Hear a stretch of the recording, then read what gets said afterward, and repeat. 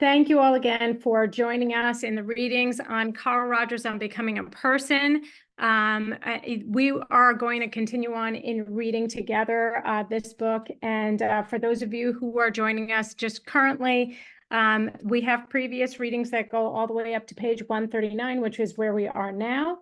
And I'm going to be reading the fifth stage, and we're going to go from 139 to the top third of 143 and stop right before it says examples of a process in one area. So here we go. The fifth stage. As we go on up the continuum, we can again try to mark a point by calling it stage 5. If the client feels himself received in his expressions, behaviors, and experiences at the fourth stage, then this sets in motion still further loosenings, and the freedom of organismic flow is increased. Here, I believe we can again delineate crudely the qualities of this phase of the process. Feelings are expressed freely as in the present. Example, I expected kinda to get a severe rejection. This I expect all the time. Somehow, I guess I even feel it with you. It's hard to talk about because I want to be the best I can possibly be with you. Here, feelings regarding the therapist and the client in the relationship to the therapist, emotions often most difficult to reveal, are expressed openly. There is an asterisk at the bottom of the first paragraph, and on the very bottom of this page, the asterisk is, the further we go up the scale, the less adequate are examples given in print. The reason for this is that the quality of the experiencing becomes more important at these upper levels, and this can only be suggested by a transcript, certainly not fully communicated. Perhaps in time, a series of recorded examples can be made available. And now to page 140. Feelings are very close to being fully experienced. They bubble up, seep through in spite of the fear and distrust which the client feels at experiencing them with fullness and immediacy. Example, that kind of came out and I just don't understand it. Long pause. I'm trying to get hold of what terror is. Example, client is talking about an external event. Suddenly she gets a pained, stricken look. Therapist, what's hitting you now? Client, I don't know, she cries. I must have been getting a little too close to something I didn't want to talk about or something.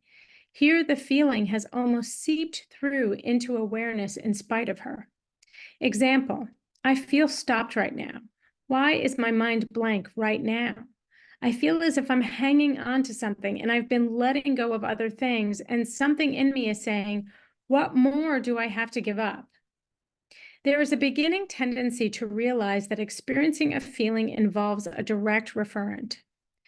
The three examples just cited illustrate this. In each case, the client knows he has experienced something, knows he is not clear as what he has experienced, but there is also the dawning realization that the referent of these vague cognitions lies within him in an organismic event against which he can check his symbolization and his cognitive formulations. This is often shown by expressions that indicate the closeness or distance he feels from this referent. Example, I really don't have my finger on it. I'm just kind of describing it. There is surprise and fright, rarely pleasure at the feelings which bubble through. Example, client talking about past home relationships. That's not important anymore. Pause. That was something very meaningful, but I don't have the slightest idea why. Yes, that's it. I can forget about it now, and why? It isn't that important. Wow. All that miserableness and stuff. Example, client has been expressing his hopelessness. I'm still amazed at the strength of this. It seems to be so much the way I feel. There is an increasing ownership of feelings and a desire to be the real me. Example, the real truth of the matter is that I'm not the sweet, forbearing guy that I try to make out that I am.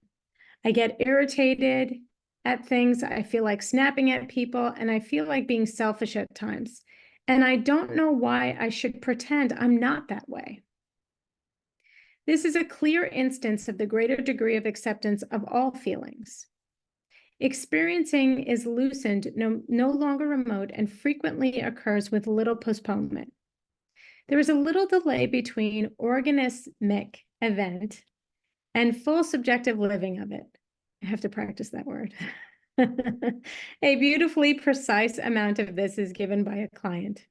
Example, I'm still having a little trouble trying to figure out what this sadness and this weepiness means.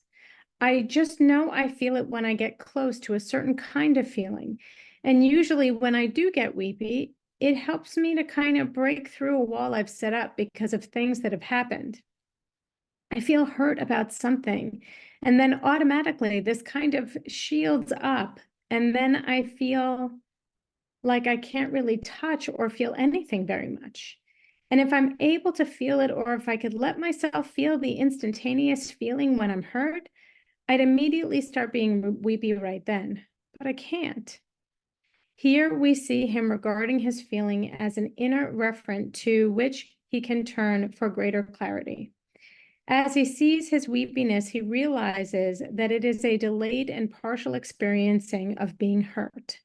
He also recognizes that his defenses are such that he cannot, and at this point, experience the event of hurt when it occurs. The way in which experience is constructed are much loosened. There are many fresh discoveries of personal constructs as constructs, and a critical examination of questioning of these.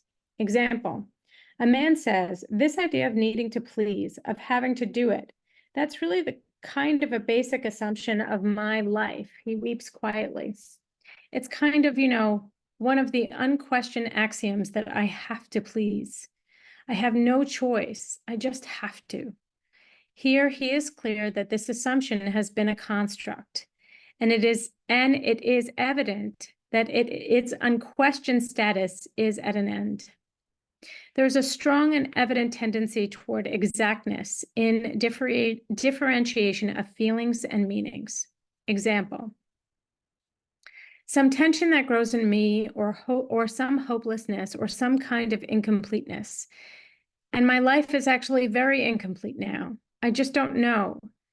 Seems to be the closest thing it gets to is hopelessness. Obviously, he's trying to capture the exact term which for him symbolizes his experience. There is an increasingly clear facing of contradictions and incongruences in experience. Example, my conscious mind tells me I'm worthy, but someplace inside I don't believe it. I think I'm a rat, a no good. I have no faith in my ability to do anything. There is an increasing quality of acceptance of self-responsibility for the problems being faced and a concern as to how he has contributed. There are increasingly freer dialogues within the self, and improvement in and reduced blockage of internal communication. Sometimes these dialogues are verbalized. Example, something in me is saying, what more do I have to give up? You've taken so much from me already. This is me talking to me, the me way back in there who talks to the me who runs the show. It's complaining now, saying, you're getting too close, go away. Example, frequently these dialogues are in the form of listening to oneself to check cognitive formulations against the direct referent of experiencing. Thus, a client says, isn't that funny? I never really looked at it that way. I'm just trying to check it. It always seems to me that the tension was much more externally caused than this, that it wasn't something I used in this way, but it's true. It's really true. I trust that these examples I have given of this fifth phase of becoming a process will make several points clear. In the first place, this phase is several hundred psychological miles from the first stage described. Here, many aspects of the client are in flow, as against the rigidity of the first stage. He is very much closer to his organic being, which is always in process. He is much closer to being in the flow of his feelings. His constructions of experience are decidedly lucent and repeatedly being tested against the reference and evidence within and without. Experience is much more highly differentiated, and thus internal communication already flowing can be much more exact. An end of reading for today. I look forward to having you join us next time as we continue on page 143 with examples of a process in one area. And that will move, and perhaps we'll even get to do the 6th stage or part of the 6th stage. And thank you again all so much. And I look forward to reading with you again very soon.